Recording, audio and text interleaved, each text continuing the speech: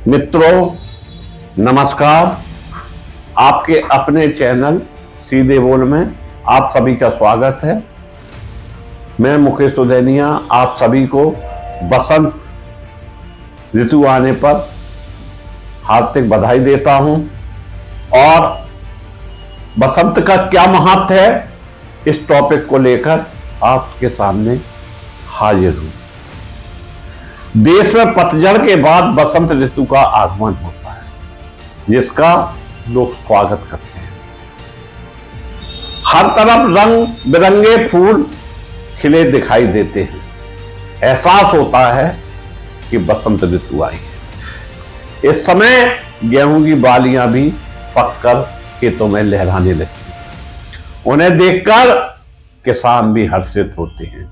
चारों ओर सुहाना मौसम मन को प्रसन्नता से भर देता है। इसलिए बसंत ऋतु को सभी ऋतुओं का राजा अर्थात ऋतुराज कहा गया है। ऐसे ही नहीं ऋतुराज कहा गया, जो उमंग आती है, खुशी दिखाई देती है, इसलिए इसे ऋतुराज कहा गया। इस दिन भगवान विष्णु, कामदेव तथा रात्रि की पूजा की जाती है। इस दिन ब्रह्मांड में रचयिता ब्रह्मा जी ने सरस्वती जी की रचना की थी। इसीलिए इन दिनों देवी सरस्वती की पूजा की जाती है। बसंत शब्द का अर्थ है बसंत और पंचमी का पांचवा दिन, जिन्हें लोग पंचमी कहते हैं। इसलिए माघ के महीने में जब बसंत ऋतु का आगमन होता है तो इस महीने में पांचवें दिन यानी पंचमी को बसंत पंचमी के रूप में मनाया जाता है। शास्त्रों में बसंत पंचमी को ऋषि पंचमी के नाम से भी जाना जाता है। मित्रों, बसंत उत्तर भारत तथा समीपवर्ती देशों की 6 ऋतुओं में से एक ऋतु है जो फरवरी और मार्च अप्रैल के मध्य इस क्षेत्र में अपना सौंदर्य बिखेरती है। धार्मिक मान्यताओं के अनुसार माता सरस्वती, जिन्हें विधाओं, संगीत और कला की देवी कहा जाता है, उनका अनावरण इसी दिन हुआ था और यही कारण है कि भक्त इस शुभ दिन पर ज्ञान प्राप्त करने के लिए उनकी पूजा करते हैं। वैसे भी ज्ञान की देवी सरस्वती मानी जाती है, साथ ही इसे सरस्वती पूजा के नाम से भी जाना जाता है। सभी शुभ कार्यों के लिए बसंत पंचमी के दिन अत्यंत शुभ मुहूर्त माना गया है। मित्रों, बसंत पंचमी को अत्यंत शुभ मुहूर्त मानने के पीछे अनेक कारण हैं। यह पर्व अधिकतर माघ माह में ही पड़ता है। माघ माह का भी धार्मिक एवं आध्यात्मिक दृष्टि से विशेष महत्व है। इस माह में पवित्र तीर्थ स्थानों में स्नान करने का विशेष महत्व बताया जाता है। दूसरे, इस समय सूर्यदेव भी उत्तरायण के होते हैं। मित्रों, इसलिए प्राचीन काल में बसंत पंचमी के दिन देवी सरस्वती की पूजा की जाती है, अथवा कह सकते हैं कि इस दिन को सरस्वती के जन्म दिवस के रूप में मनाया जाता है। बसंत पंचमी का दिन सरस्वती जी की साधना को अर्पित ज्ञान का महापर्व भी कहा गया है।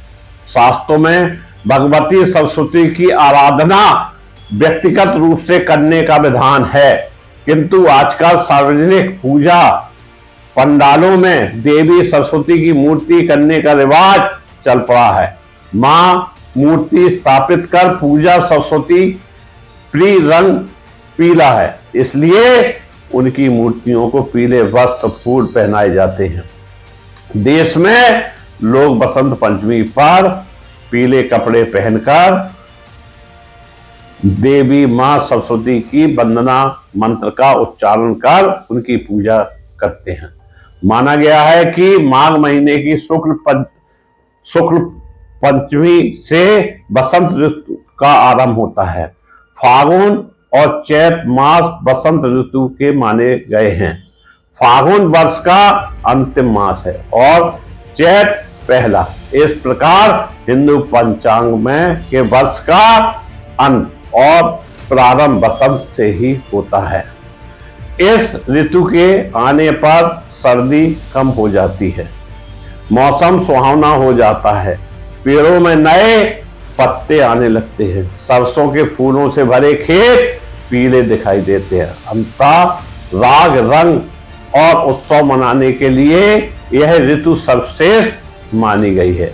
ग्रंथों के अनुसार देवी सरस्वती विद्या, बुद्धि और ज्ञान की देवी हैं। अमृत तेजस्विनी एवं अनंत गुणशालिनी देवी सरस्वती की पूजा आराधना के लिए माघ मास की पंचमी तिथि निर्धारित की गई है। बसंत पंचमी को इसका अविभोर दिवस माना जाता है। सरस्वती देवी के असीम प्रभाव व महिमा का वर्णन है। मां सरस्वती विद्या ज्ञान की दात्री हैं। कहते हैं कि सरस्वती का जिन पर वास होता है वे अत्यंत ही विद्वान और बुद्धि वाले होते हैं। बसंत पंचमी का दिन भारतीय मौसम विज्ञान के अनुसार वातावरण के प्रारंभ होने के संकेत हैं। मकर संक्रांति सूर्य के उत्तरायण प्रस्थान के बाद शरद ऋतु की समाप्ति होती है।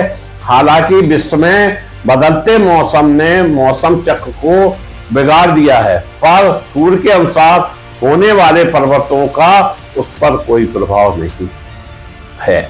हमारी संस्कृति के अनुसार पर्वों का विभाजन मौसम के अनुसार ही होता है।